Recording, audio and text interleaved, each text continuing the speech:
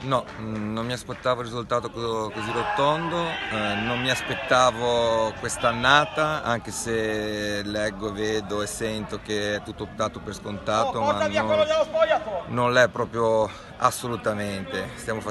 Stanno i ragazzi facendo qualcosa di eccezionale, non era immaginabile all'inizio dell'anno pensare di essere in questa stazione di classifica e fare queste gare. Hanno avuto una crescita incredibile, esponenziale, devo fargli veramente un grande applauso, un grande complimenti e niente di proprio oggi abbiamo dimostrato che il lavoro che facciamo paga.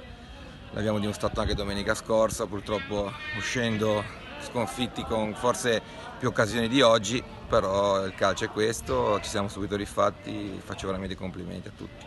Non per l'avversario, peraltro, ho chiesto a loro di continuare, di far vedere che non si accontentano, dare il massimo anche nel secondo tempo. Io ho veramente un riscontro da parte di questi ragazzi incredibili, sembra che non ho neanche detto quello che devo fare che loro lo fanno e ripeto, non è stato un'annata e una partita scontata, questo lo voglio sottolineare alla grande.